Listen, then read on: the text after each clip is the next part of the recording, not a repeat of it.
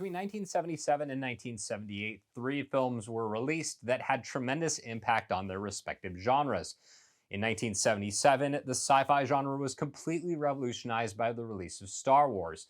This changed everything, not just about sci fi, but about cinema in general. It inspired, you know, thousands of people to want to go into filmmaking and is arguably the most influential film series of all time.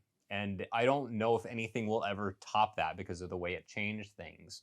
And then in 1978, you had two movies that had also huge impact on the market.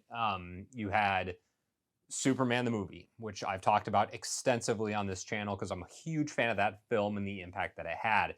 You don't have modern Marvel films, you don't have 1989 Batman, you don't have Captain America, Iron Man. You have none of those movies without Superman, the movie from '78. The other movie that came out in 1978 is what I'm talking about today, and that's John Carpenter's Halloween. Now, I love this movie. I've always loved this movie. It understands what it wants to do. It's extremely confident filmmaking, which shouldn't be a surprise from Carpenter. He always knows what he wants to do with his film. So let's talk about it. Thanks so much for checking out the review. Before we get started, click on that red subscribe button and the notification bell. That way you know whenever I post a new piece of content. So there's a lot that I love about Halloween. It really did revolutionize the slasher genre. It created its own subgenre within horror films by being the first to really do it. It has so many iconic features to it. It's got, Michael Myers standing next to the hedge. It's got the kitchen knife, which has become like this. It was the original like signature weapon for the slasher, which then became, all these other horror movies adopted their own slasher weapons, like Freddy with the razor gloves or the razor glove, and Jason with the machete. All of these things were influenced by the character of Michael Myers. And something that's interesting that is in this movie that you don't really see in the other Halloween films is that we kind of get a glimpse into who Michael Myers is without him even saying a word. You see him before he has the mask. You see him when he's like jumps on top of the car, breaking out of the psychiatric hospital. You actually see his face. This is the only Halloween film, apart from the zombie movies, where you get a direct look at what Michael Myers looks like at the very end of the movie when Laurie Strode shoves his mask off, and then right before Dr. Loomis shoots him. It's got it's invented multiple tropes too. It's got the trope of the fake out ending where you think the bad guy is dead, but he's really not. I mean, this is directly referenced multiple times in Scream, Wes Craven's, horror masterpiece from the '90s, where it happens twice in this movie where Laurie stabs him in the neck with a sewing needle and she thinks he's dead. And then he certainly isn't. And then he chases her upstairs into the bedroom and she's hiding in the closet and she stabs him in the eye with a coat hanger and then knifes him in the stomach and she thinks he's dead again. And it also it doesn't acknowledge how silly that is, because Laurie, like, after the first time, you would think she would know better and she would make sure he's dead and she wouldn't turn her back on him. It's got that awesome shot of him coming out of the silhouette in the darkness. It's got the amazing shot of Laurie sitting in the doorway, completely like thinking it's over and it's done. And then Michael lying in the background, all blurry, just sits up. And I mean, I can't imagine how cool of an experience that would have been watching that in 1970 in the theater, because at the time you hadn't seen anything like that before. This really is the first to do all that. And the character of Michael as not the nameless, but the faceless.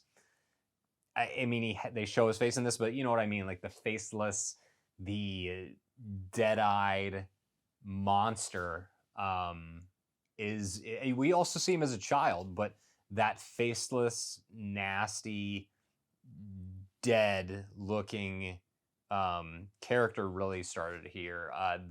The William Shatner mask that is just human enough, but it's so ultra creepy and well done that I mean, it's it's one of the best.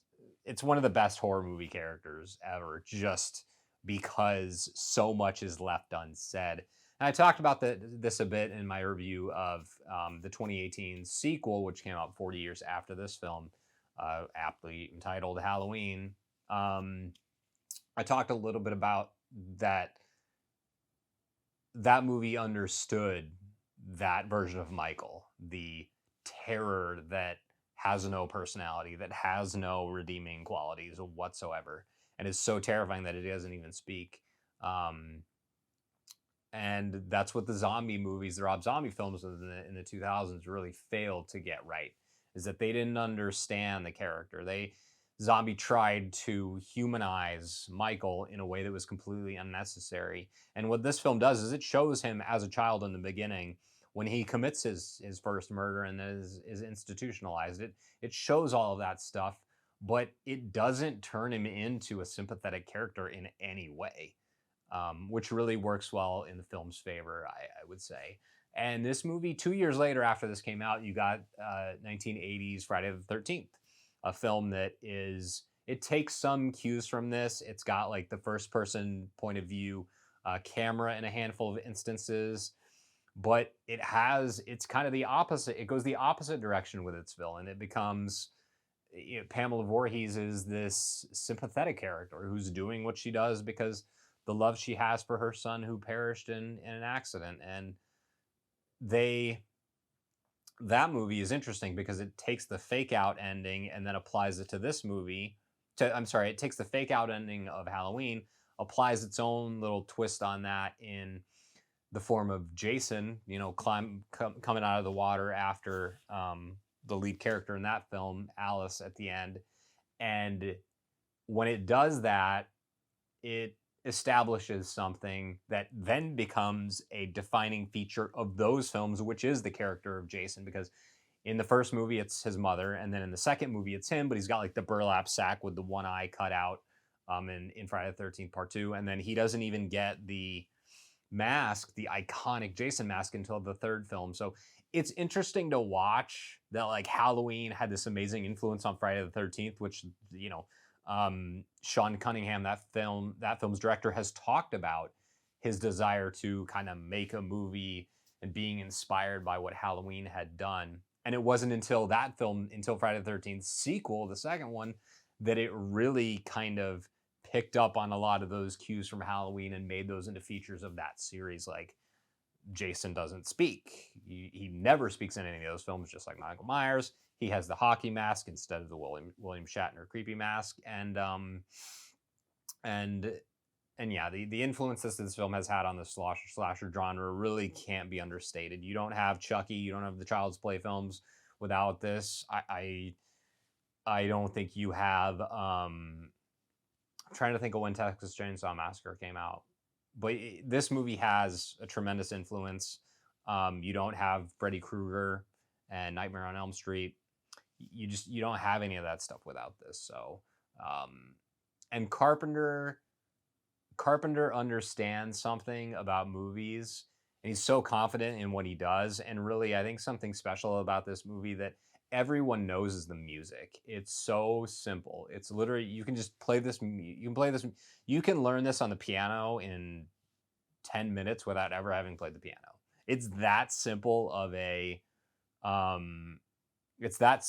melody and a song yet it hits home so immediately, and it's instantly recognizable. It's like the Superman thing. It's like the opening notes of the Star Wars theme. It's like the beginning of the Imperial March. It's Jaws, it's the from Jaws. It's that kind of score. And this is a really special movie. It established Jamie Lee Curtis as a viable leading lady, introducing her in this, and she would go on to do some other horror films like Prom Night, and she became kind of this 80s scream queen after this. And yeah, if you haven't seen Halloween, what are you doing? The movie's great. It's creepy.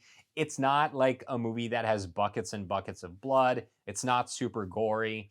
For its time, it was extremely scary, and a lot of it still holds up. It's got that intensity. It's got that just enough kind of nastiness to it that it still works. It's very tame compared to modern horror films. There's just no way around that. But in the way The Thing would go on 4 years after this came out to nail the sense of tension and atmosphere while also just having like buckets and buckets of blood and gore. This movie does it all in a much more simplified, and I would argue streamlined and basic way. And I think that it's cool to see Carpenter go from this movie to The Thing, which is like just this special effects ridden, completely nail biting, nasty masterpiece, but that also has the same tension that he established with Halloween. So I wanted to review this movie because I talked about the 2018 sequel last week. I'm going to spend October just talking about horror movies. I know this is coming out at the end of September, but late September, all of October, I'm just going to talk about horror movies. I'm going to review Halloween Kills when that comes out, probably talk about some Friday the 13th, and yeah, hope you liked the review. If you found it helpful and enjoyed it, please consider subscribing. You also like and share the video. That tells YouTube that, hey, it's worth promoting. So sound off down in the comments. Let me know what you think of Halloween. I really want to know what people think about it. I think it's a fantastic movie that stands the test of time. And I'll be back next week, next Wednesday, 9 a.m.